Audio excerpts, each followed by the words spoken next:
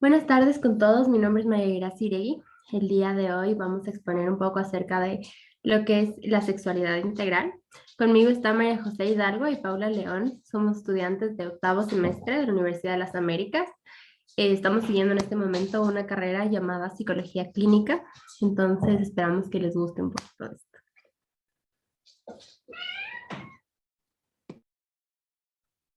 Bien, voy a iniciar hablándoles de algo a lo que hemos nombrado en este juego Todos juegan. Y vamos a hablar un poco de la anticoncepción en este apartado. La anticoncepción usualmente es de lo que más hablamos cuando tenemos talleres de educación sexual o sexualidad. Sin embargo, hoy hemos querido abordarlo desde diferentes ámbitos. Empecemos definiendo lo que son los anticonceptivos. Los anticonceptivos son distintos tipos de métodos, medicamentos o dispositivos utilizados para prevenir el embarazo. Existen una infinidad de métodos anticonceptivos, sin embargo, hoy vamos a hablar de los más utilizados en Ecuador y también en el mundo. Dependiendo de tu edad, dependiendo de tus antecedentes patológicos, médicos, dependiendo de si tienes planeado formar una familia, y de todos estos factores que te atraviesan, es cómo tú deberías elegir tu anticonceptivo. Usualmente los anticonceptivos que son más de larga duración deberían elegirse acompañados siempre de un profesional de la salud. Entonces vamos a iniciar hablando un poquito de cuáles son los anticonceptivos que tenemos y por qué debemos hablar de esto. Es importante saber que 7 de cada 100 mujeres son sexualmente activas y no usan métodos anticonceptivos. Esto es un contexto mundial, por lo cual es una cifra bastante alarmante, ya que el no usar métodos anticonceptivos trae consigo embarazos no planificados. En Ecuador específicamente, 8 de cada 100 embarazos ocurren en niñas y adolescentes, poblaciones vulnerables que usualmente no desean ser madres ni convertirse en madres y no está planificado en su ciclo vital que están atravesando convertirse en madres, ya que son mujeres y niñas que usualmente dejan de estudiar, abandonan sus hogares y se quedan en una posición de vulnerabilidad al ser madres jóvenes. Bien, ahora vamos a hablar un poquito de qué anticonceptivos encontramos como los más usados, así que para hacer esto un poquito más dinámico voy a girar la ruleta y dependiendo del que nos salga es el que vamos a ir exponiendo. La PAE, ok. La PAE es la pastilla anticonceptiva de emergencia, está categorizada en los métodos anticonceptivos de emergencia. ¿Por qué de emergencia? Esta pastilla se utiliza usualmente después de que se han llevado a cabo relaciones sexuales sin protección. Es decir, cuando no hubo un antecedente de haber utilizado o condón o métodos hormonales y la mujer puede quedar embarazada.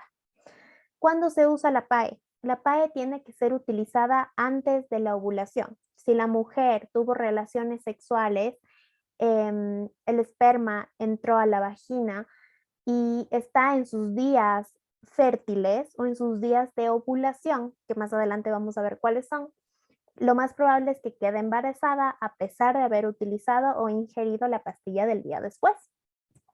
La pastilla del día después tiene cargas hormonales bastante altas, usualmente se consumen o se toma como una píldora y otra píldora después de 12 horas, sin embargo hay distintas presentaciones y hoy en día también hay un formato en el que se toman varias pastillas anticonceptivas, cada una con una carga de hormonas menor para que no sea tan abrasivo para el cuerpo.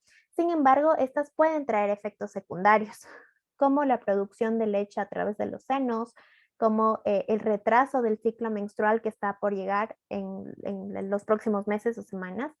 El retraso también, o el adelanto del ciclo menstrual también puede ser cólicos, dolores de cabeza, incluso se han reportado algunos casos de desmayos. Esto es debido a que la carga hormonal está siendo ingerida de una manera abrupta y bastante fuerte para evitar el embarazo y para evitar que el óvulo se produzca. Entonces, cuando una mujer está ovulando, es muy difícil que se produzca, que se interrumpa la ovulación, pero si aún no ha ovulado, lo que hace la pastilla del día después es darle tiempo al óvulo para que no salga y en este tiempo pues el esperma y los espermatozoides que en él viven ya no van a poder llegar hasta el óvulo y fecundarlo. Vamos a girar nuevamente la ruletita. Y nos encontramos con los métodos de barrera. Los métodos de barrera se encuentra el método anticonceptivo más usado a nivel mundial y uno de los pocos diseñados para hombres. En estos métodos tenemos el condón. El condón, como les decía, es el más usado a nivel mundial. Sin embargo, es importante tener en cuenta algunas consideraciones. Este método anticonceptivo tiene un índice de fallo bastante alto, que va del 12 al 14%, y en algunos casos hasta el 26%. ¿Por qué? Porque este dispositivo o producto es hecho de látex y muchas veces se cometen varios errores al almacenarlo. Se guarda en lugares en los que está en constante roce, como en billeteras, en bolsillos, en automóviles, en gavetas, en bolsillos de camisetas, de sacos. Entonces está en constante roce, está a temperaturas muy altas o temperaturas muy bajas, lo cual interfiere en su duración y en su funcionamiento. Puede debilitar el látex, puede hacerlo más débil, puede romperlo, puede perforarlo y esto va a interferir en su funcionamiento. Es importante saber que el condón, ya sea femenino o masculino, es el único método anticonceptivo que nos protege de las enfermedades de transmisión sexual. Ningún otro método, así sea hormonal, quirúrgico, etcétera, nos protege de las enfermedades de transmisión sexual. ¿Cómo se debe poner el condón? El condón debe ser puesto primero con las manos limpias. Segundo, debe ser verificado que la fecha de expiración aún no haya pasado, no esté caducado, que no esté roto o percudido, que no tenga mucho tiempo guardado. Y aparte, se debe colocar con el pene erecto. Si el pene no está erecto, va a ser muy difícil colocarlo y también puede que se coloque mal. Debe ser tomado desde la cabeza y empujado hacia abajo a lo largo del tronco del pene. Posteriormente, al ser retirado, debe ser retirado y debe ser amarrado para posteriormente desecharlo. Entonces, esto es muy importante saber sobre los métodos de barrera. También tenemos los condones femeninos, sin embargo, estos no son tan comunes dentro de Ecuador, por lo cual no vamos a profundizar en ellos, sin embargo, tienen el mismo principio de funcionamiento. Vamos con el siguiente. Y vamos con el implante. El implante es un método de anticoncepción hormonal y puede durar de 5 a 10 años dependiendo de la marca. Una de las marcas más utilizadas en jóvenes y adolescentes hoy en día es la marca Mirena. Esta tiene una duración de 5 años y el implante son pequeñas varillas del tamaño de un fósforo, puede ser una o varias, que se colocan de forma subtérmica en el brazo, en esta parte de aquí. Entonces el implante lo que hace es liberar cargas de hormonas que van a impedir la ovulación, espesar el moco cervical y hacer otras modificaciones en el cuerpo a nivel hormonal para que el embarazo no pueda ser producido. El implante tiene un riesgo de fallar muy chiquito, su tasa de fallo es menor al 0.5%, por lo mismo es tan utilizado y entre tantas mujeres y entre la comunidad de jóvenes, ya que no requiere retirarlo de forma constante ni estarlo cambiando. Vamos con el siguiente. Vamos con la esterilización. Un dato importante y curioso es que la esterilización ocupa el primer lugar mundial de métodos anticonceptivos, pero no la esterilización en los hombres, sino en las mujeres. La ligadura consiste en cortar estos conductos que van hacia las trompas de falopio para que el óvulo no pueda llegar a ellas, no pueda llegar al útero y no pueda implantarse. Entonces, estos métodos usualmente son irreversibles. Sin embargo, pueden haber situaciones en las que se pueden revertir, las trompas pueden cicatrizar y pueda volver a suceder un embarazo. Son muy pocos los casos, sin embargo, la esterilización femenina consiste en esto y la esterilización en los hombres consiste en justamente cortar los conductos de esperma Entonces no se producen espermatozoides para poder tener esta gestación, ¿no es cierto? Entonces, eso es básicamente lo que consiste la esterilización. Bien. Ya hablamos de los métodos de barrera, vamos a hablar de los intrauterinos, aún no nos salen, pero son los únicos que nos faltan. Y los métodos intrauterinos son estos conocidos T de cobre o DIUs y son pequeños dispositivos que se colocan en el útero de la mujer y sus componentes también pueden liberar hormonas, evitando que la mujer quede embarazada y también evitando pues engrosando el moco cervical. Entonces, estos son métodos de larga duración, pueden durar hasta 10 años, depende obviamente de la marca, por eso tiene que ser acompañado por un profesional o una profesional en ginecología que nos asesore en este tema. Y finalmente también nos falta hablar un poco de los hormonales. Dentro de los hormonales tenemos todo lo que son pastillas anticonceptivas, inyecciones anticonceptivas, parches anticonceptivos. Después de la esterilización femenina viene el condón como más usado mundialmente y posterior a eso los métodos hormonales, ya sean pastillas o inyecciones. Estos métodos también son muy utilizados y tienen un porcentaje de falla menor al 4%, mientras sean bien utilizados. El problema con estos métodos hormonales es que pueden causar alteraciones a nivel hormonal de la persona y son contraindicados en algunas situaciones. Es por eso que necesitamos el asesoramiento de un profesional cuando lo utilicemos y también son métodos que no son de larga duración.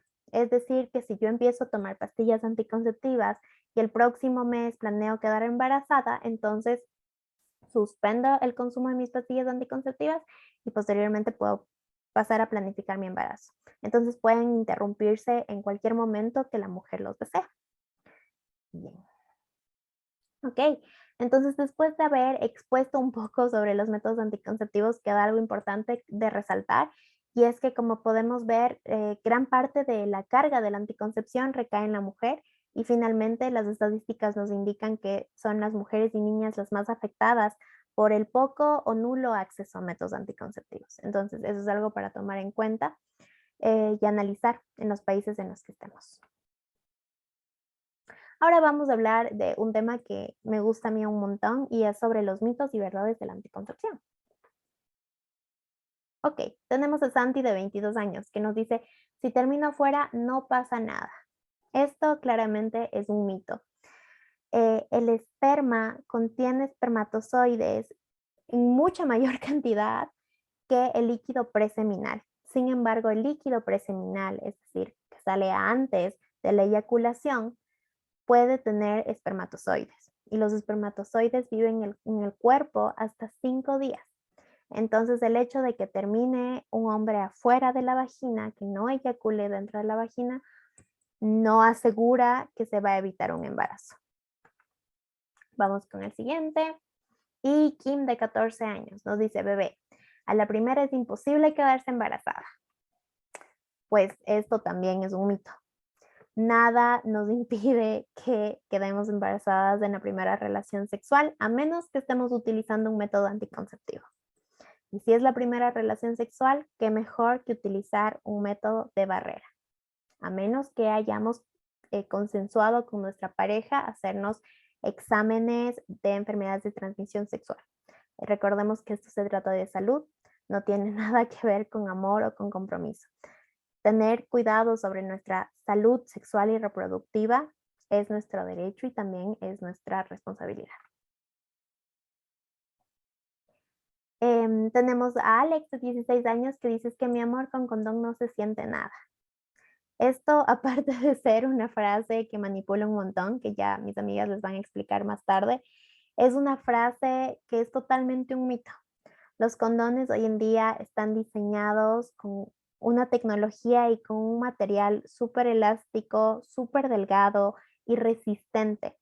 También hay un montón de marcas, hay un montón de modelos, por lo cual si no estás sintiendo nada con el condón, probablemente estés utilizando el condón incorrecto, estés utilizando una talla muy grande.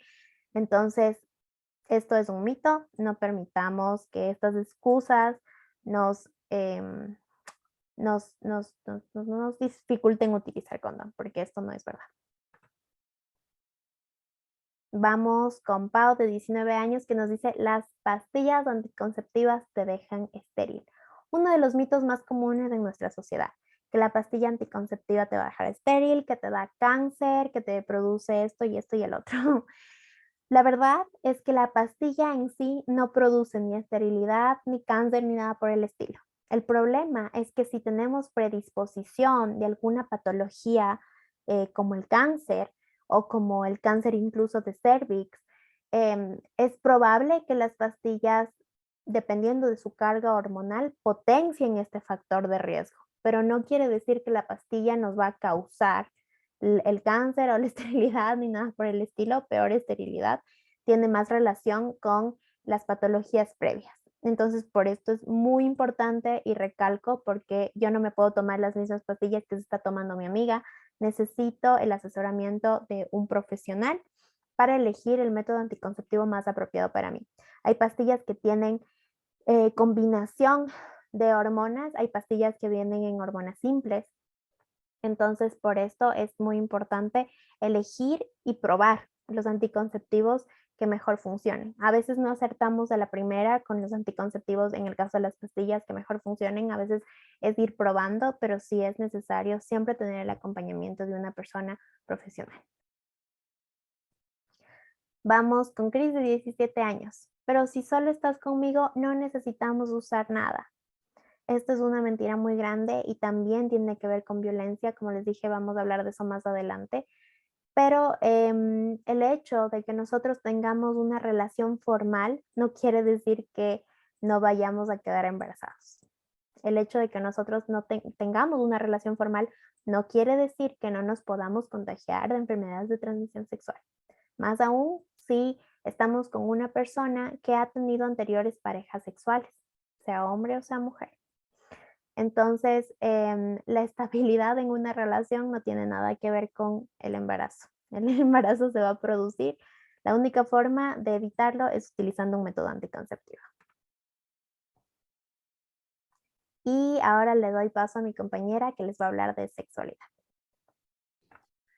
Bueno, muchas veces tenemos este concepto de que la sexualidad es igual a sexo.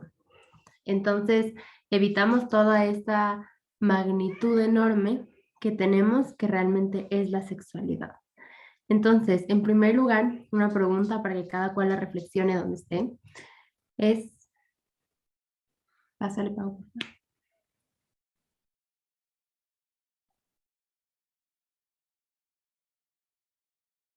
¿En qué nos diferenciamos de los animales? Esa es una pregunta que muchas veces nos hacemos, a veces en broma lo decimos, siquiera aquí en el país, en el Ecuador, decimos a veces: ay, qué animal, refiriéndonos a una persona y a las actitudes o acciones que tiene. Entonces, una de las diferencias más grandes o de las diferencias más notables con los animalitos a veces es justamente el tema de la sexualidad. Entonces, dale la siguiente, Pau. Bueno, vamos a entender un poquito más del libro qué es la sexualidad. Es el agrupamiento de comportamientos y prácticas que expresan preferencias sexuales de un individuo. He subrayado la palabra comportamientos y la palabra prácticas. ¿Por qué? Los comportamientos van desde el momento en el que nos levantamos de la cama. Entonces nos levantamos, nos ponemos un zapato, nos vamos a bañar, desayunamos, lo que sea. Todo este conjunto de acciones, de prácticas, de las cosas que hacemos a diario, son las que van creando nuestra sexualidad. No es que nacemos y tenemos nuestra sexualidad perfectamente formada y sabemos qué nos gusta, qué no nos gusta y decimos: perfecto, no necesito nada más, sino que nacemos y vamos construyendo nuestra sexualidad. Entonces, tal vez cuando somos pequeños vamos eligiendo nuestro color preferido, vamos eligiendo si nos gusta un niño, nos gusta una niña, vamos eligiendo qué es lo que nos gusta a nosotros mismos, cómo nosotros nos sentimos: me siento niña, me siento niño, me siento transexual, etcétera, de toda la diversidad sexogenérica que tenemos. Entonces tenemos bastante amplitud para justamente definir la sexualidad. Dale, Pau. Ahora vamos a ver un poquito de un tema que está relacionado con la sexualidad, que es como uno de los índices que hay dentro de la sexualidad, que son los órganos sexuales.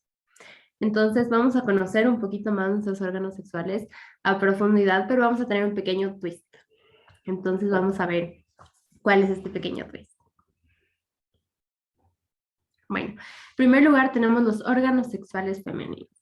No sé cuántos de ustedes sabían, pero los órganos sexuales de la mujer no son solamente la vagina que vemos, que tal vez se quita el pantalón, se quita el interior y ya está. Eso es todo lo que vemos.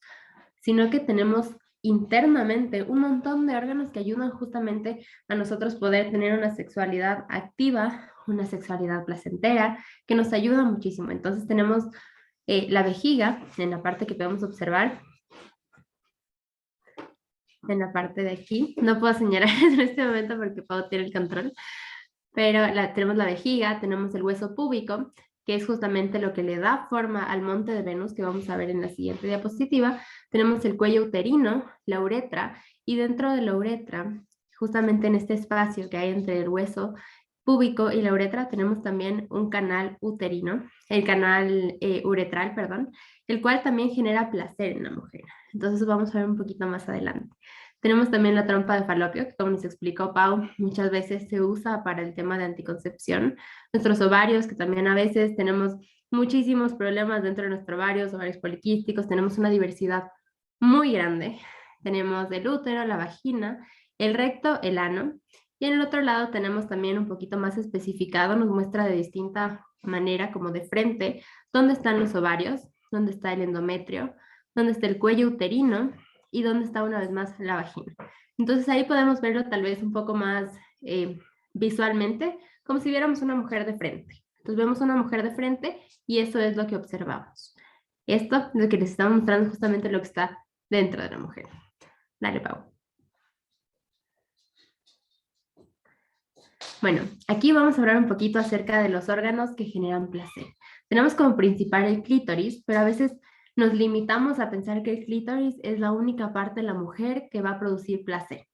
También tenemos justamente estos órganos y estas áreas que intervienen en la reproducción, pero los más importantes para el tema de placer es justamente la uretra, que está justamente formada a través de muchísimas terminaciones nerviosas y que si se estimula de la manera correcta, vamos a generar muchísimo placer en la mujer. Dale, Pau. Bueno, aquí tenemos justamente un poquito dibujado, no tan realista, pero tenemos las partes femeninas de la mujer. ¿Qué parte nos produce placer? Entonces tenemos muy comúnmente la que más se conoce es el clítoris.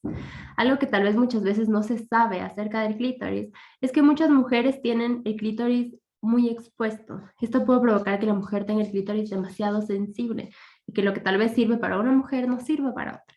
Entonces no podemos asumir que las mujeres somos en el ámbito de placer, en el ámbito sexual, somos iguales todas. Somos completamente diferentes y hay cosas que nos va a gustar a unas y que no nos va a gustar a otras. Entonces es importante que en el momento en el que estemos tal vez en una situación, en un encuentro sexual, preguntarle a nuestra pareja qué es lo que te gusta, qué es lo que no te gusta. Y entonces podemos ir poquito a poquito descubriéndonos entre nosotros. Justamente, no sé si Pau puedes apuntar justamente donde está la uretra. Ahí tenemos un montón de terminaciones nerviosas, un montón de terminaciones nerviosas. Entonces, tenemos que ir descubriendo, explorando un poquito, aprendiendo la estimulación correcta y vamos a poder trabajarla de la forma correcta, generando placer, no solamente para nuestra pareja, sino también para nosotros. Entonces vamos a ver un poquito más la forma, tenemos los labios externos, que son justamente los grandes que están alrededor, están cubiertos de piel, entonces esto protege a la vagina, esto protege justamente los órganos internos. Después tenemos el capuchón del clítoris, que como a veces expliqué, a veces no es tan grande, por decirlo así, y no cubre por completo el clítoris. Después tenemos la uretra, que ya conversamos, el hueco de la vagina y los labios internos. Los labios internos son un poquito más rosaditos, son también para proteger a la vagina, pero también pueden servir para justamente todo lo que es la estimulación sexual. Siguiente, vamos a ver un poquito acerca de los órganos sexuales masculinos. Bueno, estos son más o menos similares, tenemos algunas cosas que funcionan similar en nuestro cuerpo, pero hay cosas que los hombres tienen que las mujeres no tenemos. Más bien dicho, que el sexo masculino tiene que las mujeres, el sexo femenino, no lo tienen. Entonces tenemos la vejiga urinaria, el hueso pubis, que en las mujeres puede generar placer, en los hombres no tanto porque es un poco más interno. Tenemos el pene, que es normalmente el único órgano sexual que creemos que los hombres tienen y el único que creemos que hay que estimular y que es la única forma de excitar o de prender a un hombre. Tenemos el cuerpo cavernoso que está dentro del pene, el glande prepucio, la abertura de la uretra, que es justamente por donde sale el semen, el pipí, el precum, todo este tema. Tenemos también el escroto, los testículos, el conducto eferente, el ano.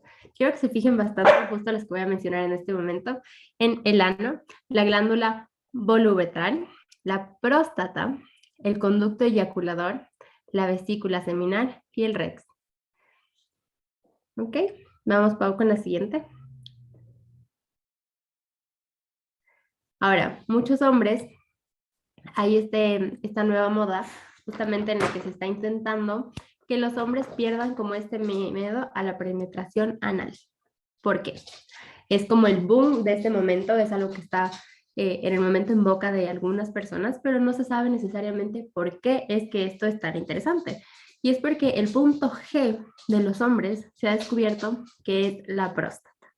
A la próstata no se puede llegar a través de simplemente del pene, no se puede llegar a través simplemente de la estimulación en el pene, sino que se llega a través del ano. Entonces, por eso justamente está este tema de que a veces se siente más y es por un tema de terminaciones nerviosas, ¿no? Que causa justamente este placer.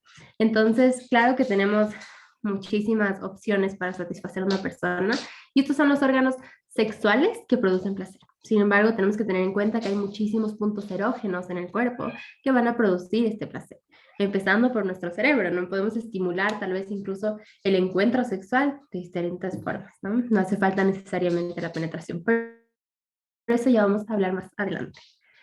Siguiente, vamos. Bueno, aquí les vamos a dejar una, sí, se quedó el título equivocado, pero aquí vamos a ver un poquito acerca de la galleta de género. ¿Qué es la galleta de género? A veces entendemos que es un poco difícil diferenciar la orientación sexual de la identidad sexual, de la expresión sexual y del sexo. Entonces, vamos a empezar con el sexo. Tenemos 3 sexos con los que las personas nacen, que puede ser femenino, masculino o intersexo. Tenemos aquí justamente el sexo. Pau, si puedes indicar dónde va más o menos. Exactamente. Entonces ahí tenemos el cuadradito que va justamente ahí en el sexo. Tenemos la expresión de género. La expresión de género es desde cómo nos vestimos, cómo hablamos, cómo nos comportamos. Entonces ese va en el otro lado, ahí, más abajito. Abajo, ahí tenemos la expresión de género. La identidad de género nace directamente de cómo nosotros nos sentimos, ¿no? Entonces, cómo nosotros pensamos, qué es lo que nosotros nos gusta, tal vez vemos un chico que decimos, es atractivo. Yo, en lo personal, me identifico con una mujer heterosexual cisgénero. Por lo tanto, a mí me parece atractivo un chico. Entonces, eso va desde ahí. Y después tenemos la orientación, que va justamente en el cerebrito. Entonces, es cómo nosotros nos identificamos, cómo nosotros eh, pensamos en los demás. Es un poco similar, un poquito confuso en cuanto a la identidad y la orientación, pero la orientación es en la cabeza y la identidad es cómo nosotros nos sentimos. Entonces yo me identifico y la orientación es cómo yo me siento. Y bueno, vamos con la siguiente, ¿no? Bien, ahora que hemos hablado de cuáles son nuestros órganos y tal vez es más posible reconocerlos, vamos a hablar de un tema que muchas veces no se habla porque se cree que ya se conoce, que solo les compete a las mujeres. Este tema le hemos puesto el libro rojo de las niñas y ya vamos a ver por qué. Me gustaría contarles un cuento el día de hoy y les voy a ir narrando el cuento y después vamos a ir viendo qué pasa. Aquí tenemos a Lau.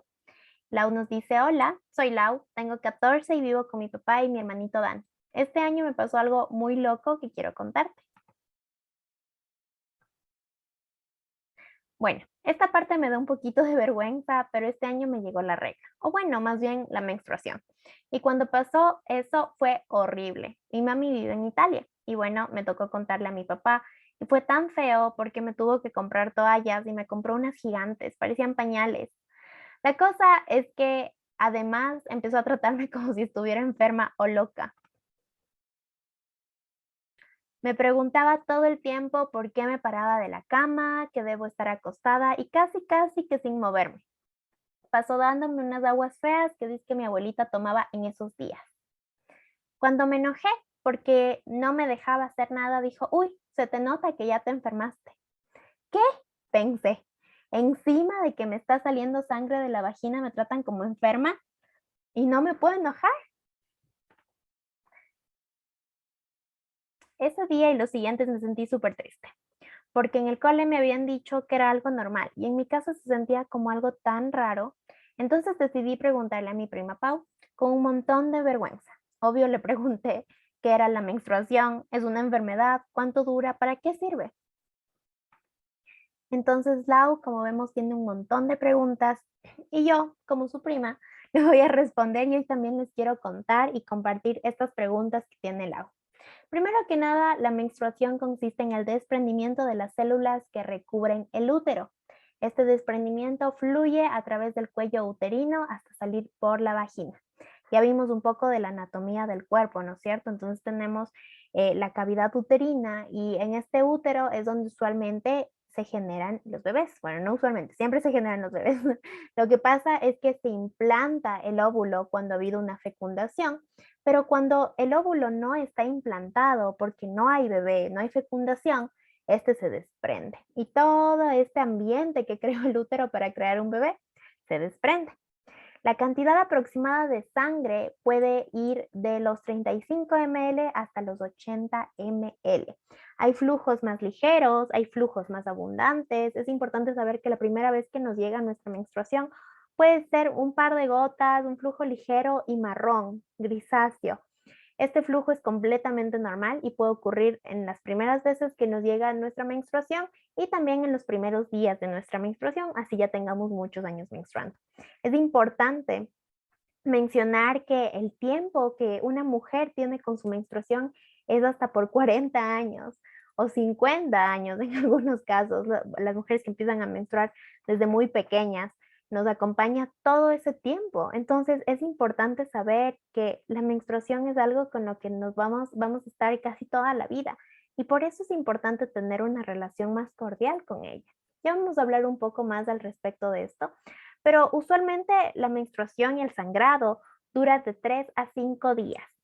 Hay mujeres que el sangrado les dura muy poquito, hay mujeres a las que el sangrado les dura mucho más. Es importante prestarle atención a nuestro sangrado. Si nuestro sangrado tiene coágulos, si es que nuestro sangrado dura muchos días, tal vez es importante que vayamos al ginecólogo o ginecóloga porque puede producir o puede ser la manifestación de que nuestro cuerpo no está tan sano, de que nuestros ovarios están teniendo, como ya nos dijo Maga en un principio, problemas, porque dentro de los ovarios tenemos los ovarios poliquísticos y también algo importante cuando hablábamos de la anticoncepción es que las pastillas anticonceptivas pueden ser utilizadas para tratar los ovarios poliquísticos.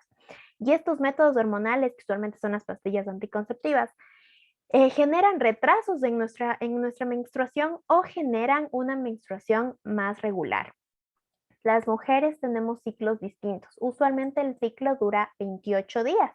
Es decir, tenemos toda una ruedita de 28 días que se completa. En ciertos días menstruamos, en ciertos días somos más fértiles, en ciertos días no somos fértiles para nada, en ciertos días ovulamos y así. La cosa es que cuando utilizamos un método anticonceptivo para regular nuestra menstruación, la menstruación queda inhibida. El sangrado que se está produciendo no está siendo producido por el efecto natural del cuerpo y por el desprendimiento natural de, el recubrimiento del útero, sino está siendo producido por el método anticonceptivo que nos está haciendo liberar estas cargas hormonales o que nos está bajando la carga hormonal para que nuestro cuerpo pueda hacer el proceso de la menstruación.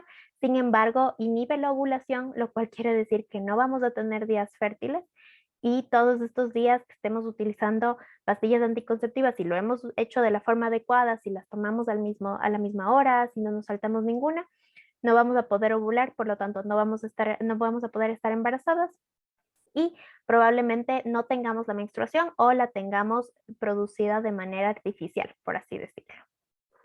Bien. Otro dato importante para compartirle aquí a Lau y a todos quienes están viendo este taller es que la menstruación y el ciclo menstrual tiene distintas fases. Tenemos la fase preovulatoria o fase folicular y esta fase se produce tras la menstruación y antes de la ovulación, por eso se llama preovulatoria. En esta fase, el ovario produce estrógenos, los cuales son hormonas encargadas de la maduración de los óvulos, ¿ya?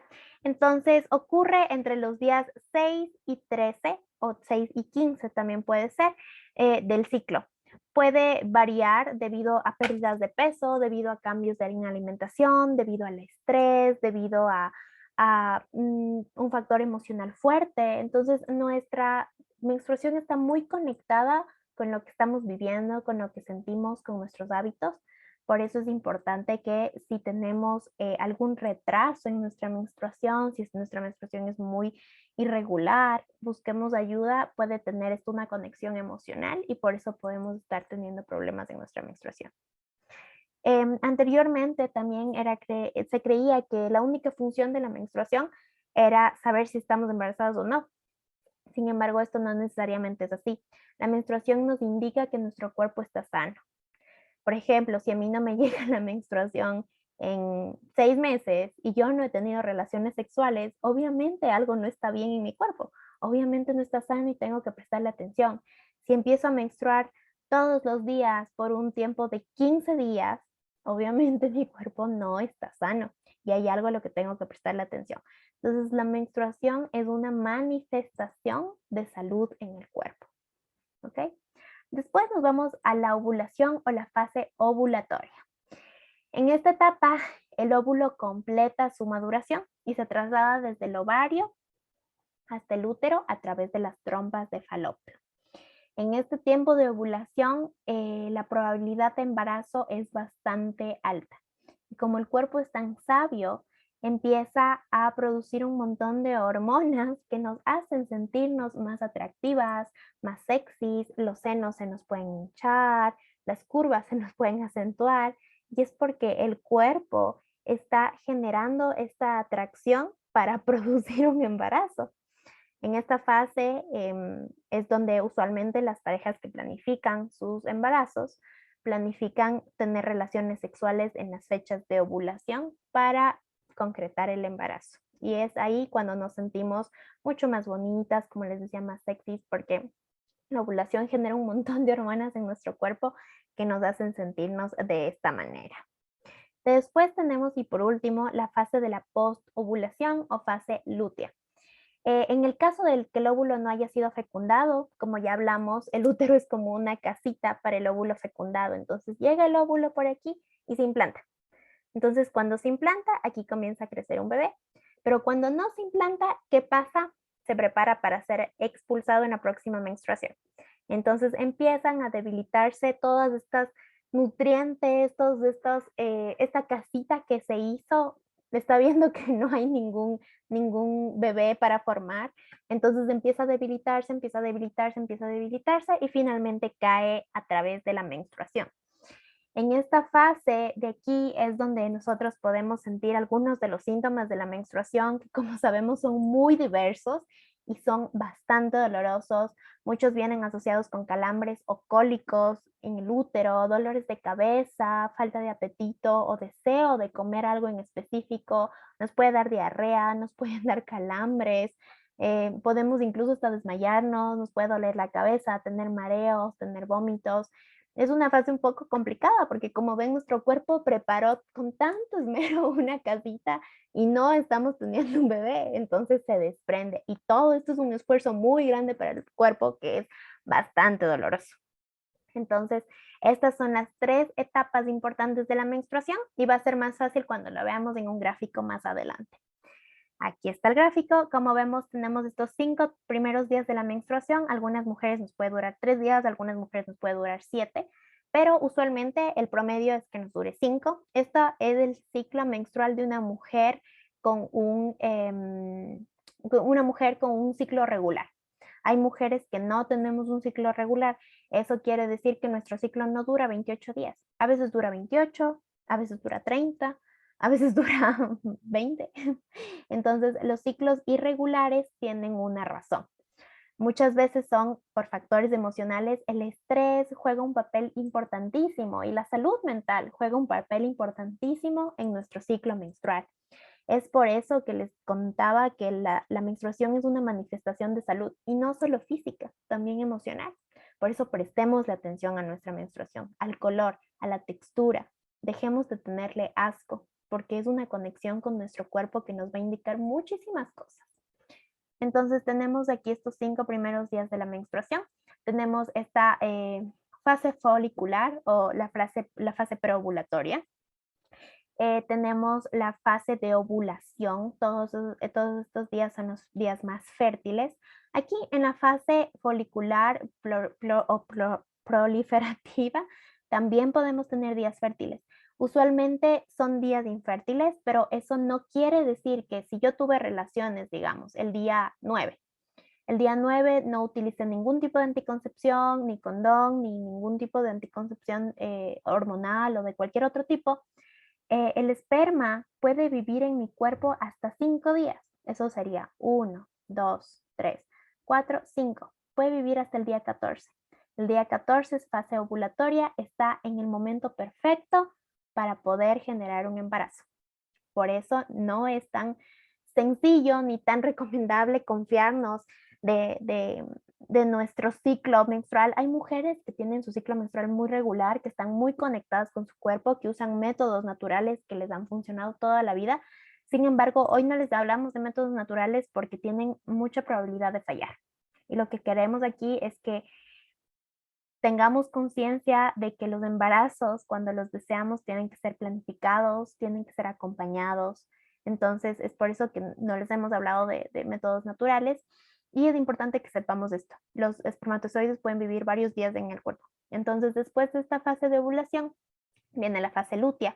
Todos estos días, en teoría, son días infértiles hasta que empezamos el día 1 con la menstruación. Siempre el día 1 de nuestro ciclo va a ser el primer día de menstruación. Desde ahí empezamos a contar los 28 días.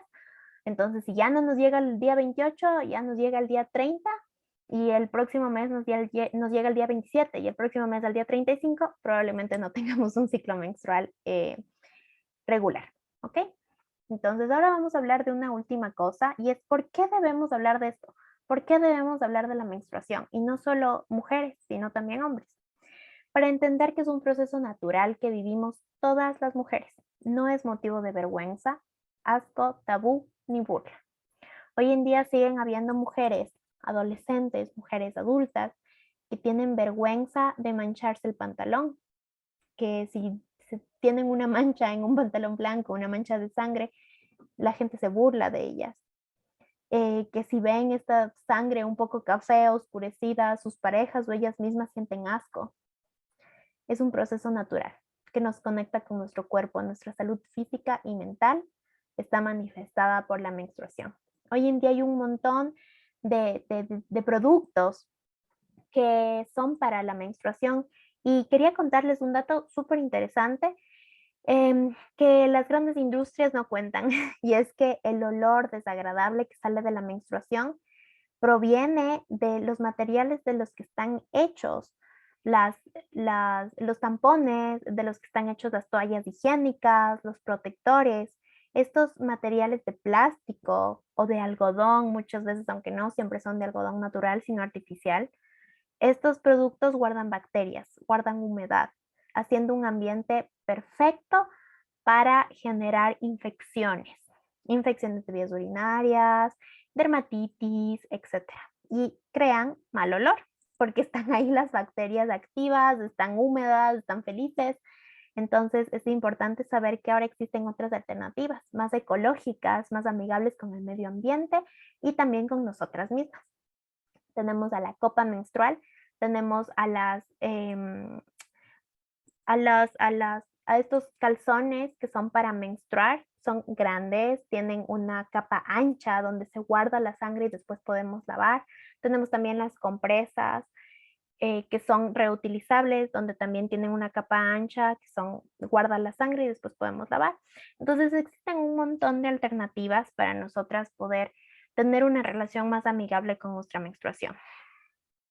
Otra cosa es que las mujeres pueden sentirse sensibles, enojadas o irritables sin necesidad de estar menstruando. Validemos las emociones de nuestras compañeras. Es muy usual esto que nos contaba Lau en la historia, que estamos enojadas y asocian automáticamente el estar molestas o irritables o sensibles con los días de nuestra menstruación. Los días de nuestra menstruación son difíciles. Para muchas mujeres son muy difíciles, muy dolorosos y muy duros. Eso no quiere decir que los otros días en los que no estoy menstruando no pueda sentirme enojada, triste o sensible. Entonces es importante tomar en serio las emociones de las mujeres, escuchar las necesidades y también volvernos partícipes de esto. Saber como hombres que están ahí afuera viéndonos, que cómo guiarle a una compañera, a una novia, a una hermana que está menstruando por primera vez o que está teniendo una relación difícil con su menstruación, que no le gusta, que le da asco, que se avergüenza de ella. Entonces es importante saber esto. Otra cosa, y por último, y es un tema muy importante, social muy importante, es que no todas las mujeres tienen acceso a los productos existentes para la menstruación. Vivimos en Ecuador, un país con altas tasas de mendicidad y de pobreza, y nunca pensamos incluir en la canasta básica unas toallas. Jamás se nos ocurre, jamás nos piden tampoco. Nos piden alimentos no perecibles, nos piden pañales, pero no toallas. Las mujeres pobres, las mujeres ricas, las mujeres pequeñas, las mujeres grandes, las mujeres viejas, todas menstruamos. Mientras tengamos un útero que esté funcionando, todas menstruamos. Entonces es importante tomar en cuenta estas cosas de las que usualmente no se habla. Ahora mi compañera. Bueno, yo les voy a hablar de un tema que muy pocas veces también se habla dentro de la educación sexual y es este de Manuel y Manuela. Un nombre divertido para algo que muchos hemos hecho en algún momento de nuestra vida. Síguele, Pau. La masturbación. La masturbación en sí es un acto que va más guiado hacia la autoestimulación, pero que sí influye mucho en nuestra satisfacción sexual. Es una generalidad. ¿Y por qué decimos generalidad? Porque de hecho la masturbación es algo que hace cualquier mamífero.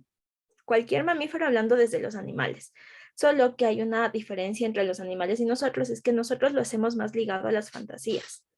No lo estamos haciendo de una manera, aparte de que viene de una necesidad fisiológica, también tiene que ver mucho con nuestro pensamiento y con lo que queremos o añoramos de alguna forma u otra. Pásale, Pau.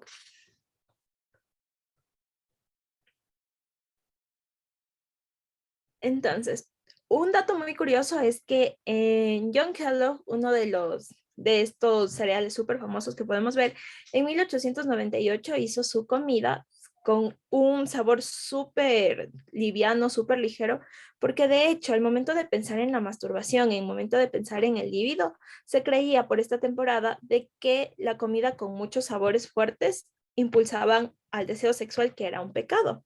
Entonces, se hacían comidas con sabores más ligeros para que las personas no tuvieran este deseo sexual y no incurrieran en la masturbación.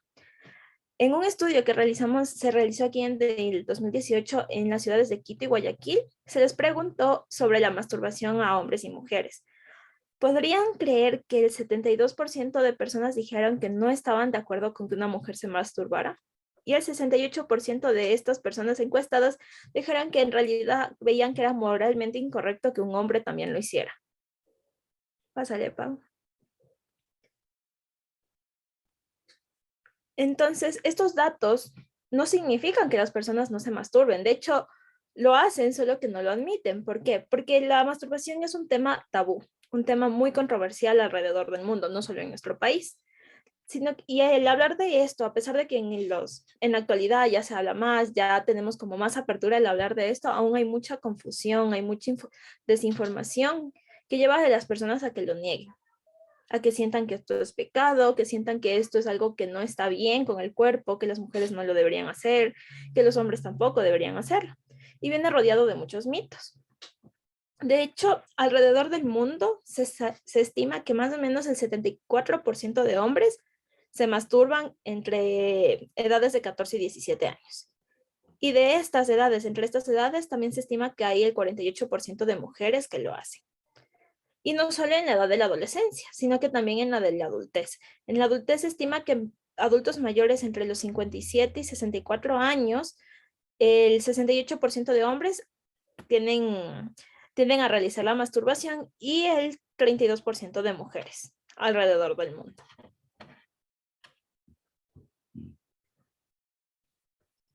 Entonces vamos a hablar un poco más de mitos que hay alrededor. Como podrán ver, alrededor de la sexualidad se llena de mitos. Tenemos mucha desinformación, muchas creencias que nos hacen pensar que ya sabemos algo, que nos hacen creer que estamos con información correcta y nos hace evitar algunas conductas. Y es por eso que la masturbación es una de las que más rodeadas de mito está. Entonces vamos a desmitificar algunos para tener una salud sexual más sana. Uno de los principales mitos es que la masturbación puede causar impotencia o esterilidad. Este es uno de los mitos más comunes en hombres. Y hay otro mito que estuvo a lo largo de muchos años y es que la masturbación puede causar problemas mentales. Incluso uno de los mitos más grandes que no les puse ahí, pero es uno de los que consta hasta incluso cuando hacemos estudios e investigaciones, es que se cree que solo los adolescentes realizan la masturbación. Y lo cual es una mentira. En una universidad de Estados Unidos, en la Universidad de Indiana, se hizo un estudio con personas entre los 14 y 94 años. Era una población súper amplia. Y en esta se descubrió que de hecho el 84% de hombres que se masturbaban estaban entre los 24 y 29 años. Y que el 72% de mujeres que se masturbaban estaban dentro de estas edades, 24 y 29 años. Entonces podemos ver que ya no es un acto solo de la adolescencia, ni un acto cuando ya llegamos a la tercera edad, porque también otro de los mitos que rodea es que esto se lo hace cuando uno está soltera. Entonces usualmente creemos que una persona a los 24 o 29 años ya va a estar en pareja y no va a realizar el acto de la masturbación. Pero esto es otro mito, porque en realidad muchos actos de masturbación también se los realiza en pareja. Entonces, ¿por qué la gente se masturba? Bueno, muchas de las razones de por qué la gente se masturba es que primero esto nos da placer, nos hace disfrutar de nuestro cuerpo, nos da diversión, va a liberar nuestra tensión, incluso esta ayuda a disminuir el estrés y la presión sanguínea, lo que hace que a nivel general nuestro cuerpo se sienta mejor, sea más saludable. También muchos de estos, en realidad, en lugar de generar impotencia, de generar esterilidad, de causar problemas mentales, de causar problemas fisiológicos, de hecho, la masturbación te ayuda a dormir mejor, te ayuda a relajarte, liberas todas las tensiones, aumenta tu autoestima como persona, te ayuda a mejorar tu placer, porque te puedes conocer a ti mismo, puedes conocer qué te gusta, qué no te gusta, al momento de tu placer, al momento de tocar, porque exploras con tu cuerpo mismo. También es algo que ayuda a mejorar totalmente nuestro estado de ánimo. Todos los neurotransmisores, toda la liberación que hay en nuestro cuerpo después de un orgasmo, que lo alcanzamos también con la masturbación, hace que nuestro estado de ánimo mejore, que nuestra salud mejore. Y es por eso que es uno de los temas que hay que desmitificar. La masturbación no nos va a hacer más enfermos, no nos va a enfermar, no nos va a lastimar, más bien nos va a ayudar a conocernos y a tener una relación con nuestro propio cuerpo que nos va a permitir tener una vida sexual sana y más satisfactoria.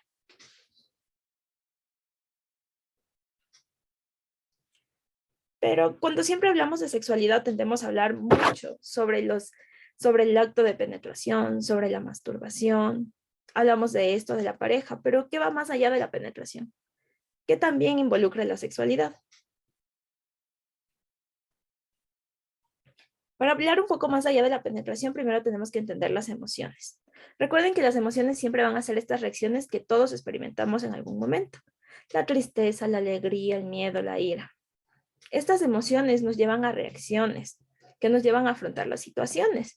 Y las emociones engloban todo en nuestro cuerpo y en nuestro.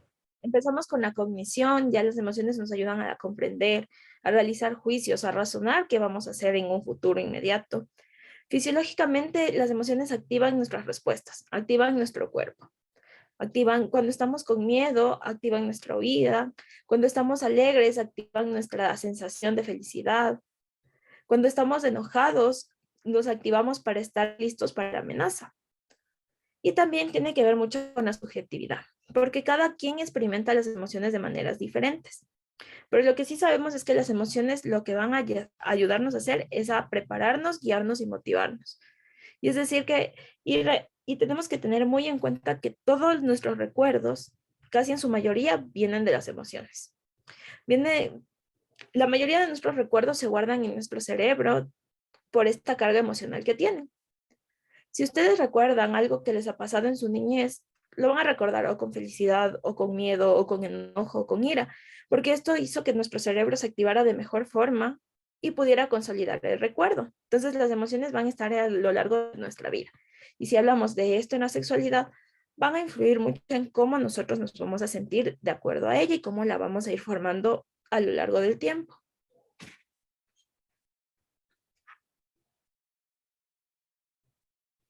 Entonces, un dato muy curioso de esto es que sí podemos regular las emociones.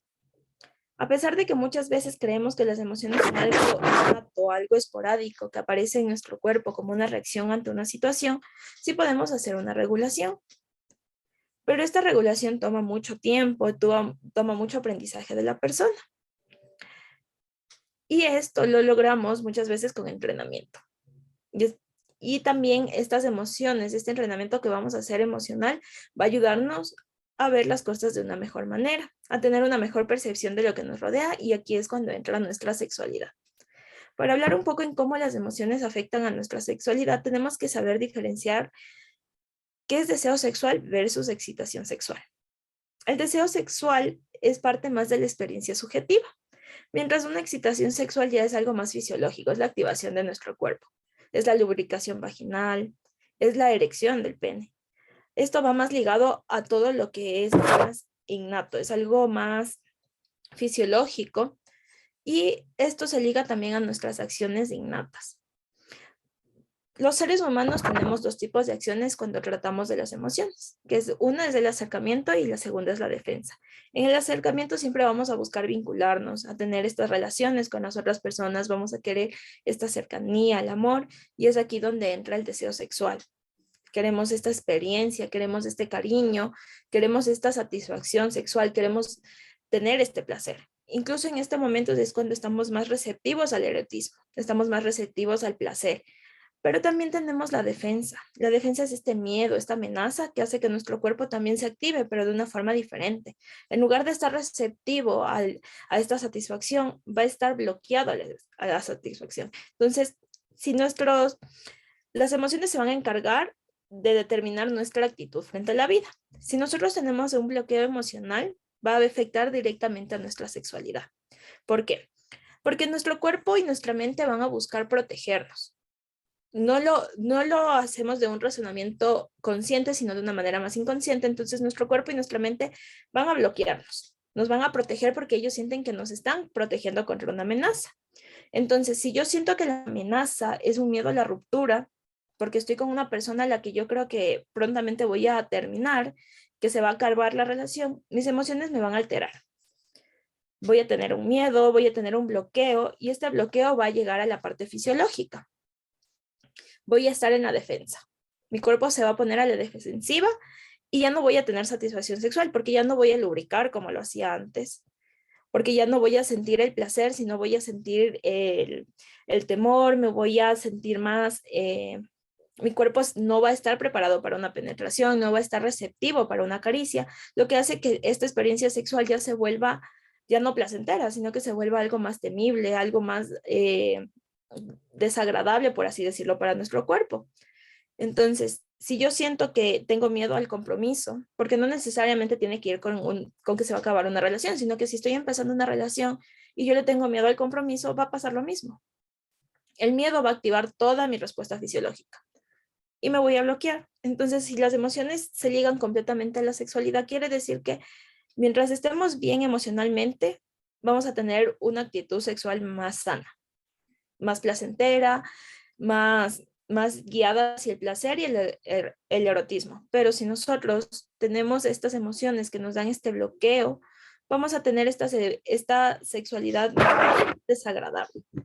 Y si yo voy construyendo mi sexualidad a lo largo de mi historia y la mayor parte del tiempo tengo estas emociones desagradables en cuanto a la sexualidad, voy a tener una construcción de la sexualidad más negativa. Pero si yo tengo más estas emociones positivas y regulo mis emociones y aprendo a diferenciar en qué momentos necesito estar al acercamiento o en qué momentos voy a estar a la defensa, voy a saber separar las situaciones donde el placer sexual va a ser significativo y positivo y donde el placer sexual va a ser algo más desagradable y ya no hacia lo placentero. Cámbiale, Pau, por favor. Ya. Entonces, como pueden ver, todo lo que es relaciones todo lo que es emociones, se va a ligar también a las relaciones que tengamos con el otro. Y una de las cosas más importantes que tienen que entender es esta pequeña pirámide de necesidades. Esta es una pirámide de Maslow. En esta nos dice que vamos de abajo hacia arriba, vamos con los pilares. Entonces nos dice qué es lo que se supone que cada ser humano necesita de una manera general. Nuestras primeras necesidades que tenemos que llenar son las fisiológicas. Las fisiológicas cumplen la alimentación, el descanso, el sueño. Después vienen las de seguridad, pero esto es de seguridad física, de seguridad de salud, de seguridad del empleo, es decir, que nos sentimos seguros en donde estamos. Ya estamos cumpliendo nuestras necesidades fisiológicas y ahora cumplimos la seguridad. Me siento protegida. De ahí viene la parte social, que aquí entran las relaciones, es decir, siempre vamos a necesitar la amistad. Vamos a necesitar tener afecto, vamos a necesitar relacionarnos con las otras personas. Y esto es por eso que son tan importantes las relaciones en el ser humano. Porque las relaciones también ayudan a formar nuestra identidad. Todo lo que involucre una relación, un contacto, un vínculo con otra persona nos ayuda a ir formando los conceptos que van a formar nuestra identidad. Y en la adolescencia, en la niñez, son parte importante de nosotros. Recuerden que el ser humano es un animal sociable. Siempre necesitamos sociabilizar. Es parte de nosotros y es parte de evitar nuestro malestar. Después de la pirámide viene el estima y reconocimiento. Este se liga a lo sociable porque en el estima y reconocimiento viene el éxito, viene el reconocimiento que te dan las otras personas, la perspectiva de estas otras personas en cuanto a ti, porque esta perspectiva que tienen las otras personas de ti también te ayudan a formar tu concepto. Si yo siento que soy valorado por las otras personas, me doy una mejor valía. Si yo siento que las otras personas me ven como una persona que no tiene mucho peso en mi trabajo, en mi escuela, mi valía va a bajar porque no me siento valorado, no me siento necesario en este ámbito. Entonces, todo mi concepto va a disminuir. Y es por eso que entre la sociabilidad y la estima y reconocimiento hay una relación. Después de mantener un vínculo, sí, tengo mi vínculo, tengo mis amistades, tengo mis amigos, pero no solo tienen que estar ahí, sino que tienen que sumar de una manera positiva hacia mi valoración o de una manera negativa. Y finalmente, cuando ya están satisfechas todas estas necesidades, viene la autorrealización. En cuando tú te sientes satisfecho contigo mismo de la mejor manera y de una manera más completa. Pásale, Pau.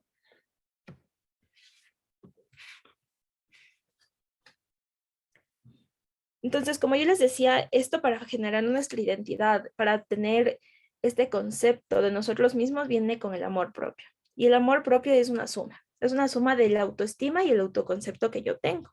En la parte sexual, encontramos este pequeño término que no es muy conocido, pero que es una forma de llamarlo, el autoestima sexual. Este término es definido como lo que nos permite tener una relación sana y satisfactoria de manera sexual conmigo y con otros. Recuerden que todo lo que involucra la sexualidad no solo es con otras personas, también tiene que ser conmigo mismo, porque yo tengo que conocerme. Cámbiale, Pau, gracias.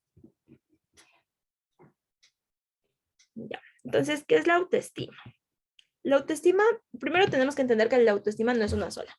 Esta va a estar en constante desarrollo y va a ser en cómo nos valoramos y cómo nos consideramos. Esta la vamos a formar a partir de la interacción y el cómo los otros nos ven. tenemos que tener en cuenta que esta valoración que nos vamos a dar va a ser de acuerdo a todas estas definiciones que nos vamos dando a nosotros mismos, que nos damos nosotros y que nos van a dar los otros. Entonces, por eso es que esto está en constante desarrollo. Mi autoestima no se va a quedar estancada en la niñez, no se va a quedar estancada en la adolescencia, sino que se va a ir formando de acuerdo a los nuevos vínculos que voy entablando durante toda mi vida. Se comienza a formar, si bien en la niñez, pero cuando cambio de un vínculo social, cuando cambio de una red de apoyo social, va a cambiar, va a aumentar, va a disminuir y va a estar en constante buscando un equilibrio. Esta perspectiva es lo que nos va a ayudar a evolucionar de la mejor manera posible. Va a ayudarnos a entendernos a nosotros mismos y también nos va a ayudar a entender qué reconocimientos y qué percepción tiene el mundo sobre nosotros y tenemos nosotros acerca del mundo y nuestro papel en él. Pásale, Pau, por favor. Ahora, entonces, ¿qué es el autoconcepto? El autoconcepto viene también ligado a la autoestima, pero el autoconcepto en sí es lo que va a mantener nuestro funcionamiento, tanto personal como profesional y social. Aquí el autoconcepto va a involucrar diferentes campos. Viene lo afectivo y emocional. Como ya les dije, las emociones son parte primordial y subjetivo de cómo nosotros vamos a ver el mundo y cómo vamos a reaccionar ante él. Después viene lo ético y lo moral, porque todo lo que se viene formando con el autoconcepto y el autoestima viene con el contexto en el que nos rodeamos. Entonces también va a tener una parte ética y moral de lo que es socialmente aceptado y lo que se ve bien ante los demás. De ahí viene la autonomía.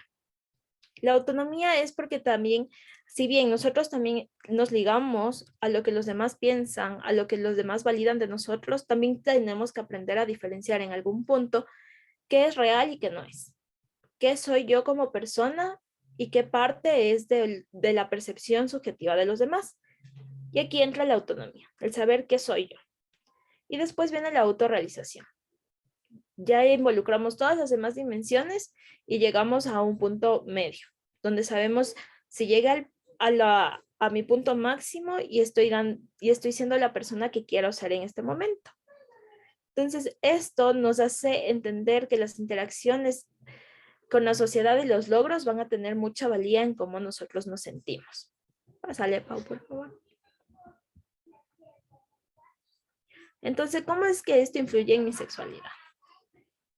Entonces, primero tenemos que entender que todo lo que es la valoración que nosotros nos damos, tanto tomando en cuenta la opinión de los demás como la nuestra, va a darnos un significado.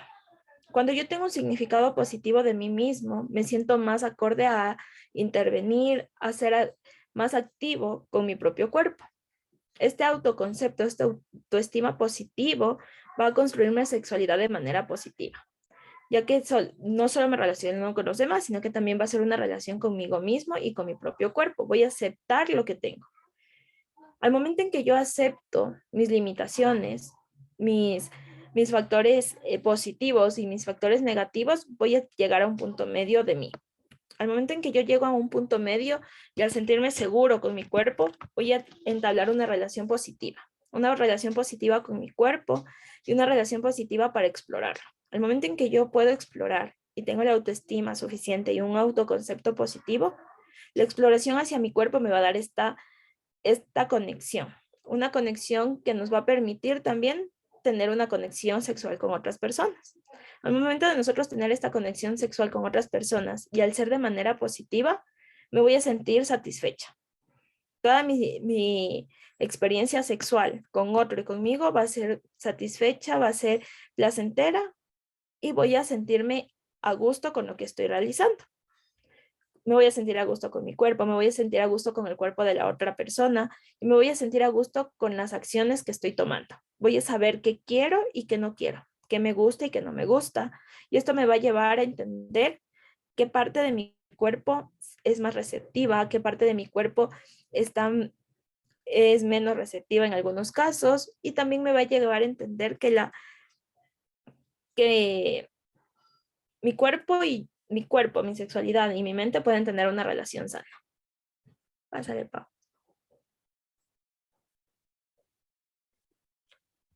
Ahora vamos a hablar de un tema un poquito más difícil, que es necesario. De hecho, es muy necesario al hablar de sexualidad, hablar de algo que a todos nos puede pasar. Y esto es la violencia sexual. ¿Por qué hablar de la violencia sexual?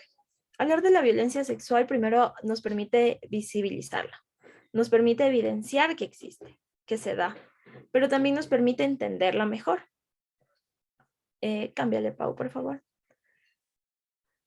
Muchos de los conceptos que nosotros tenemos sobre la violencia sexual es que solo se da mediante la penetración. Cuando hay penetración, decimos que hay una violencia sexual, lo cual es mentira. De hecho, la violencia sexual es todo acto sin el consentimiento de la víctima, sea que se dé por presión, por intimidación y o fuerza física. No necesariamente vamos a tener que tener las tres para decir que alguien está sufriendo de violencia sexual. Para entender un poco de la violencia sexual tenemos que diferenciar qué es abuso y qué es violencia. El abuso sexual en realidad se lo toma como un sinónimo de violencia sexual, pero son muy diferentes. El abuso sí implica la penetración hacia la víctima. Puede ser una penetración vaginal, oral u anal, que va a ser por medio de un agresor, y este se puede dar no solo por el medio del órgano del agresor, que usualmente en muchos casos se puede dar por la penetración por el pene, sino que en realidad se puede dar por cualquier objeto. El abuso sexual tiene que involucrar penetración, sea por un órgano sexual o por un objeto. Y puede ser anal, vaginal u oral. No necesariamente, porque muchas veces escuchamos estos casos donde nos dicen que una niña no fue abusada o un niño no fue abusado porque no hubo una penetración anal o vaginal. Pero en realidad el abuso tiene que englobar todo esto. Y cuando ya hablamos de una violencia sexual, ya no involucra, básicamente no tiene que involucrar esta penetración, sino que tiene que ser cualquier acto que involucre de una manera algo sexual. Un acto sexual que puede ser dado por una manipulación o por una presión. Cámbiale, Pau.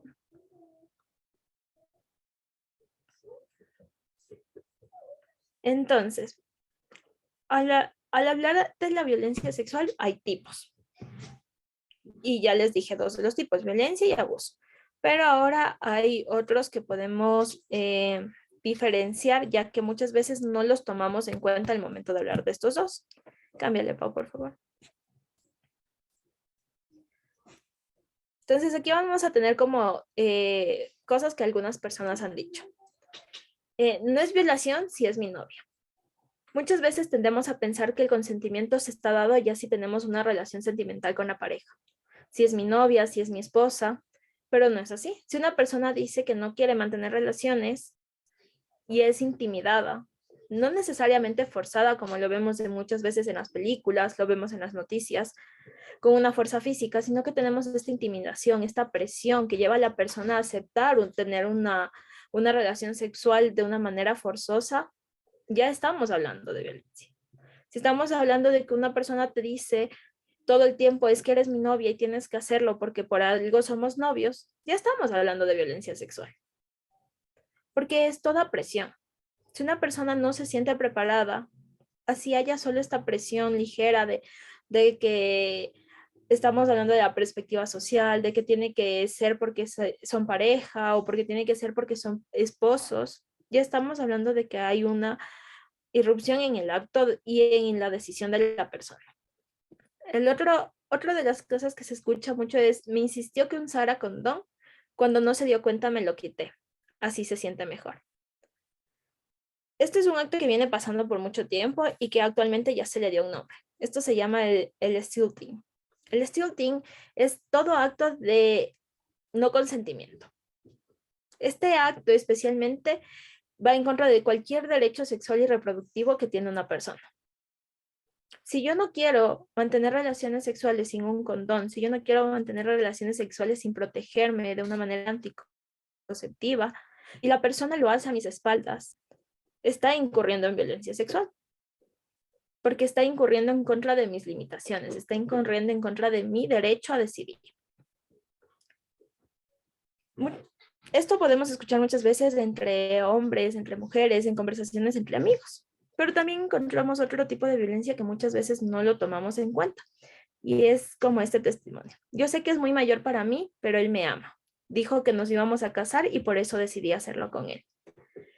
Esto es otro tipo de violencia sexual que en realidad legalmente se conoce como el estupro. El estupro es cualquier acto de violencia sexual que puede llevar el consentimiento de la víctima. Vemos estas personas, el estupro necesariamente es en adolescentes. Vemos estas adolescentes que tienen 13, 14, 15 años que están saliendo con personas mayores, pero que pueden pasarles por muchos años mayores, especialmente más de 4 años. Entonces, pasado estos años, esta edad, y si la pareja de la persona es mayor, estamos pensando en que la otra persona tiene más conciencia de algunas cosas, especialmente en la parte sexual. Entonces, aquí lo que se hace es que el agresor, para llamarlo de esta forma, tiende a tener la presión, tiende a tener esta manipulación hacia la víctima, que la lleva como en lo que decía la conversación, el de nos vamos a casar. Prometen cosas, te dicen que te quieren, te dicen que te aman para tener esta relación, este acto sexual. Pero el momento de que la persona está engañando, te está mintiendo, también es violencia sexual. Otro de los que es común últimamente en nuestra sociedad y especialmente en la parte de la adolescencia son los nudes. Entonces aquí tenemos dos tipos de casos diferentes. Primero es, si me manda nudes, quiere decir que quiere que todos los vean. El mandar una foto desnuda, el mandar una foto mostrando tus partes privadas, tu vagina, tus senos, no quiere decir que tú quieres mostrárselo a los demás. Y esto es aquí, en esta parte es donde muchas de la violencia sexual radica en el ciberacoso, en la sextorsión, porque comienzan a haber estas extorsiones para que se manden más, como lo dice en la última frase. Ahora que te mandó una nude, vas a poder pedirle todo el tiempo. Y si te dice que no, dile que se los vas a mostrar a los demás. Muchas mujeres pasan por estas situaciones donde se encuentran expuestas entre las redes sociales de una manera mediática al mandar una foto que fue dada para una persona. El consentimiento estuvo para una persona, pero se pierde el consentimiento cuando esta persona se la envía a los demás. Y aquí es que radica la violencia sexual. Porque el consentimiento se lo dieron a una persona de confianza, y si esa persona irrumpió en tu confianza, irrumpió en lo que tú decidiste, en tu limitación, en tu decisión, ya te está violentando. No, y como pueden ver en todos estos ejemplos que les dije, no necesitamos que haya esta fuerza, no necesitamos que hayan estas violaciones que se nos muestran en noticias, que se nos muestran en películas para decir que hay violencia sexual. Pueden ser cualquier acto donde nos manipulen, puede ser cualquier acto donde nos engañen, donde nos presionen, que puede radicar en violencia sexual, donde yo me sienta vulnerada frente a mi sexualidad y otras personas.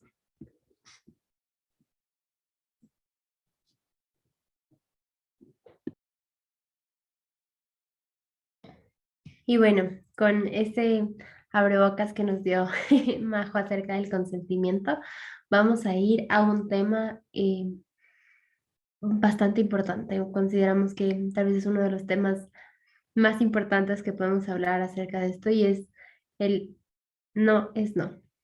Entonces, bueno, vamos a darle clic a la siguiente y vamos a ver una pequeña, como una pequeña historia, ¿no? Entonces dice, mi novia y yo decidimos viajar a la playa. Hacía sol, estábamos en terno de baño y celebrábamos nuestro amor. Habíamos acordado que sería hoy nuestra primera vez. Esta pareja lleva 4 años de a lo que ellos llaman como el amor más bonito y el amor sorprendentemente maravilloso. Estábamos entre las olas, el mar en calma, algunos besos, y de pronto me sentí incómodo. Entonces aquí hay una palabra que vamos a resaltar de todo esto, que es me sentí incómodo. Empezando porque es un chico del género masculino. Chico piensa y dice, no sabía cómo parar, no sabía cómo decir que no estoy listo. Entonces, a veces justamente con lo que nos mencionó Majo antes, puede ser nuestra pareja, puede que hayamos eh, acordado, que hayamos dicho, hoy va a ser nuestra primera vez, hoy vamos a estar juntos, hoy vamos a disfrutar, hoy vamos a pasar bomba, como dicen por ahí, ¿no? Pero es justamente este hecho de decir, no, si no estoy listo, no. Y esto nos da como un abreboca para justamente lo que voy a hablar. No vamos a pasar de diapositiva, nos vamos a quedar en esta historia un momento. Y es que el consentimiento tiene dos cosas. Uno, fue dado previamente, sí, es cierto, pero esto no implica que no se pueda retirar.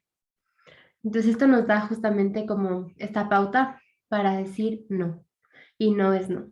Muchas veces los chicos, por el tema de, especialmente en la sociedad latinoamericana, tienen como esta presión de tienes que tener relaciones sexuales. Tener relaciones sexuales te hace un hombre. Penetrar a una mujer te hace un hombre. Te da este sentido de macho alfa, de varón, de espalda de gladiador, lo que ustedes quieran decirle. Pero realmente te da como este empoderamiento en los hombres de sentirte hombre. Y esto no es así. Entonces, por eso en este caso hemos puesto justamente a un chico, varón, en este caso se identifica como cisgénero heterosexual, pero tiene también esta presión, ¿no? De ya llevamos 4 años juntos. Es necesario, no estoy dándole a mi pareja lo que ella necesita, o no estoy siendo este ejemplo masculino o este macho que debo ser, no lo estoy siendo, no estoy llegando a los estándares que la sociedad me ha puesto. Entonces existe como primer plano, tenemos este miedo a no sabía cómo decir que no quiero. Estaba incómodo. La incomodidad no es como, sí estoy un ratito incómodo, pero ya me va a pasar y todo bien y sigamos, ¿no? Ya va a pasar. No es así, sino que el momento en el que nos sentimos incómodos es momento de pisar el freno y de decir, ¿sabes qué? Me hubiera gustado, pero no estoy listo, no estoy lista, no me siento bien. Esto también pasa a veces con más frecuencia justamente por este tema de que los hombres tienen esta presión social también con las mujeres, ¿no? Que como pareja, como nos mencionó Majo antes, presionan a la chica o presionan a su pareja en general a tener relaciones sexuales. Es esta prueba de amor, ya llevamos mucho tiempo juntos, es que es algo normal, es algo natural, y sí, es algo normal, es algo natural, pero no puede ser obligado, no puede ser algo que porque tu pareja quiere, tú lo haces. Entonces, en esta historia podemos ver en primer lugar que así estén ya casi que desnudos, que ya tirados en la cama, que ya casi, pero completan, o como se dice por ahí, concretan el asunto, puedes decir no. Y la otra persona tendrá que darse una ducha de agua fría, tendrá que irse a correr, a deshogar su energía, tendrá que ir a hacer lo que sea, pero tu no es no. Entonces es importante que tengamos muy en cuenta esto.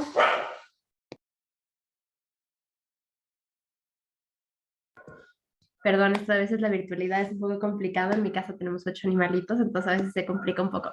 Pero continuando un poco, tener muy en cuenta que cada uno de nosotros somos dueños de nuestro cuerpo. Somos capaces de decidir, no quiero, sí quiero, con quién quiero y con quién no quiero, ¿no? Pero esto también nos da una responsabilidad. Y ahora vamos a la siguiente diapositiva para la segunda historia. Salí de fiesta con mis amigas, bebimos muchísimo y yo, la verdad es que estaba súper borracha. No estaba muy segura de por qué, pero estaba súper prendida.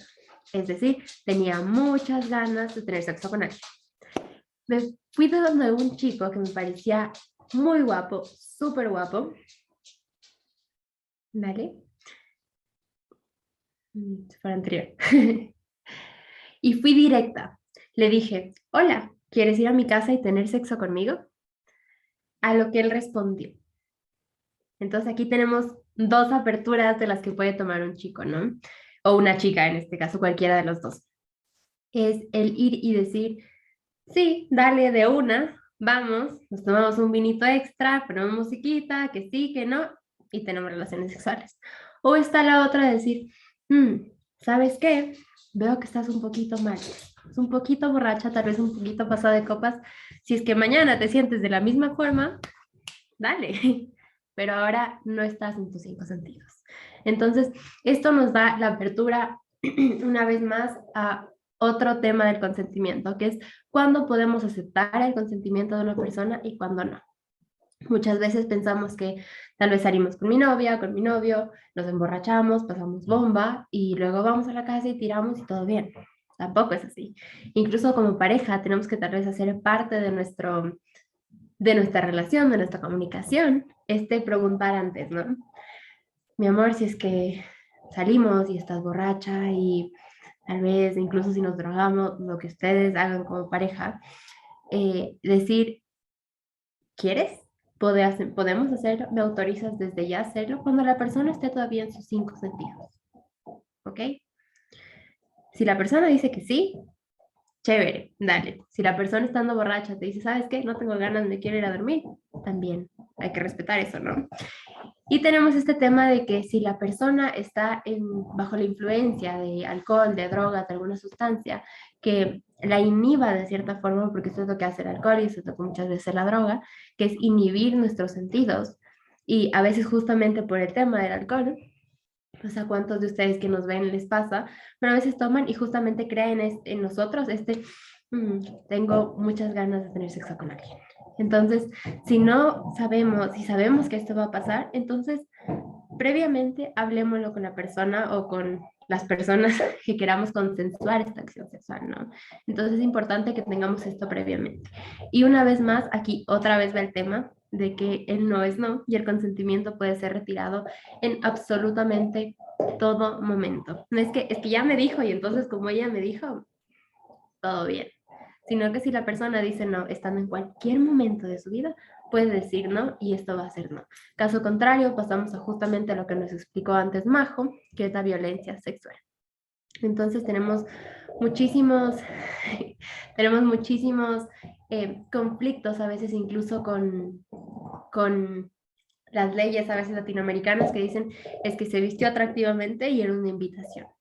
Esperemos a tener justamente este sí verbal o escrito consensuado de parte de las dos partes antes de tomar una acción sexual. No todo escote, no todo minifalda, no todo chico que te muestre sus abdominales, no significa que te está dando una invitación a ser violentado. ¿Sí? A veces es simplemente para vernos nosotros bien y sentirnos nosotros bien con nosotros mismos.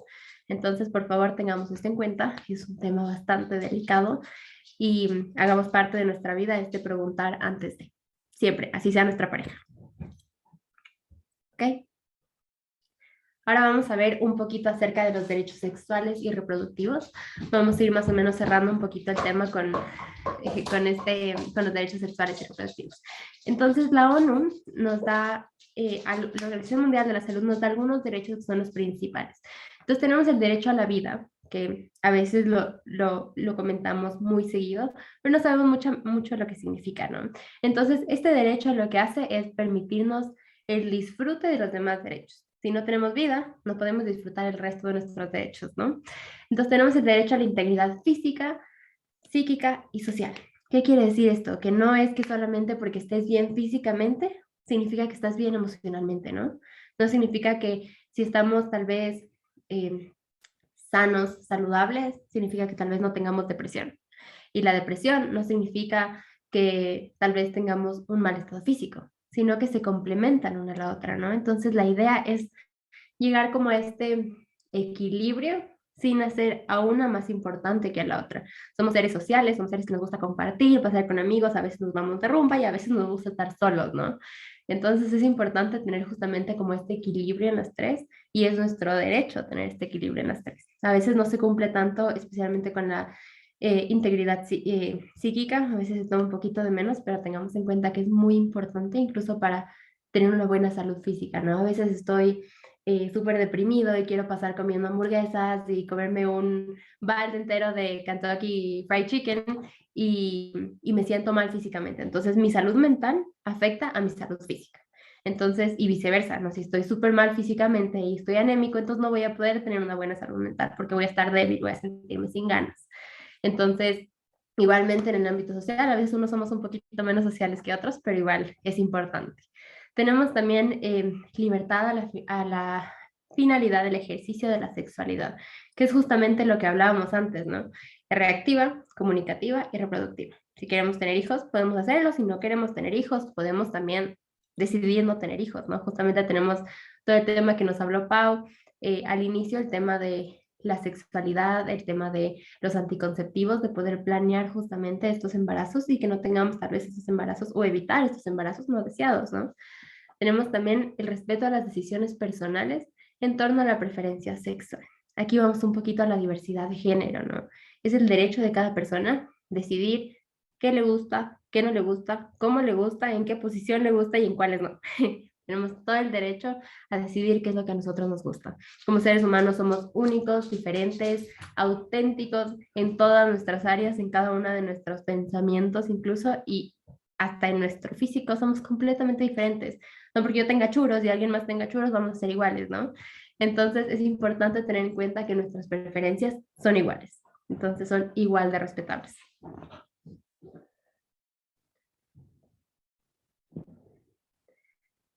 Tenemos el respeto a la opinión de la reproducción. Si yo digo, quiero poblar el mundo de hijos y tener 80 hijos, chévere, bien por ti.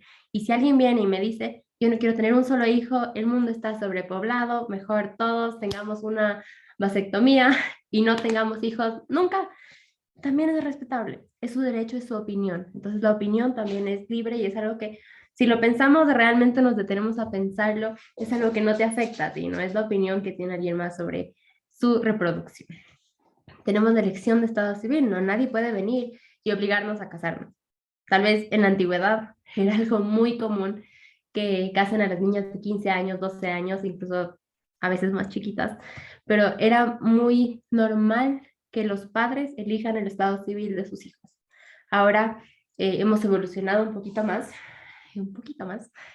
y tenemos todavía esta elección de nosotros elegir nuestra pareja y elegir qué estado civil tenemos con esa pareja. Tal vez queremos irnos a vivir juntos, pero no queremos casarnos. O tal vez él quiere casarse y yo no quiero casarme. Por lo tanto, es respetar la opinión de los demás. Tal vez él encuentre a alguien más que sí se quiera casar y yo a alguien que quiera vivir conmigo sin casarnos, ¿no?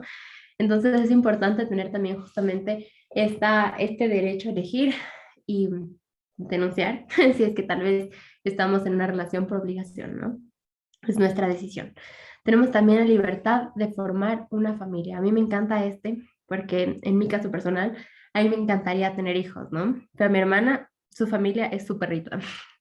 Entonces es muy importante también tener esta libertad a formar una familia, porque una familia puede ser a veces de uno o de 80, ¿no? Entonces es nuestra familia, es lo que a nosotros nos importa y es nuestro derecho, nuestra libertad y nosotros podemos elegirlo cuando queramos y como queramos, ¿no? No es que hay un tiempo ni que se te quede el tren ni nada, es tu decisión si en algún momento o tal vez en tu próxima vida o lo que tú quieras quieres hacerlo, ¿no? Tenemos también la libertad de decidir sobre el número de hijos, el esparcimiento entre ellos y la elección de los métodos anticonceptivos o proconceptivos, que es justamente lo que nos explicó Pau en un inicio, los anticonceptivos, a veces justamente no quiero tener hijos en ningún momento o ya tuve hijos y ya no quiero tener más hijos, ¿no? También es una opción. Y el número de hijos que tenemos también a veces, una vez más, en la antigüedad teníamos este tema de que las mujeres tenían que tener muchísimos hijos y mientras más varones tenían, pues mejor, ¿no? Y habían mujeres que incluso tenían enfermedades muy fuertes después por parir 10 hijos, 11 hijos o 6 hijos, y era muy fuerte, ¿no? Si a veces pensamos tal vez un poquito en nuestros padres, en nuestros abuelos, vemos que son familias grandes, son familias que tienen 4 hijos, 6 hijos, en el caso de mis papás, mi mamá son 4 y mi papá son 6. Entonces son bastantes, son familias muy grandes y ahora se ve mucho más reducido, ¿no? Ahora las familias tienden a tener 2 hijos, un hijo, o a no tener hijos, o a tener 5 gatos y 2 perros, como ellos lo prefieren. Entonces es importante también tener muy en cuenta eso. Y eso es nuestra exposición en cuanto a temas. Sé que ha sido un poquito largo, pero es importante que revisen toda la información que hemos visto. Si es que se sienten cansados, pausar y volver a verla, o como ustedes prefieran. Y fue un gusto compartir con ustedes durante todo este tiempo.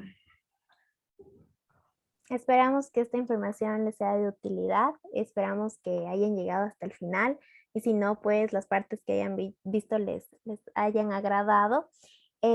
Cualquier cosa vamos a dejar el link a todas las referencias que utilizamos, la información que obtuvimos, toda esta información es científica.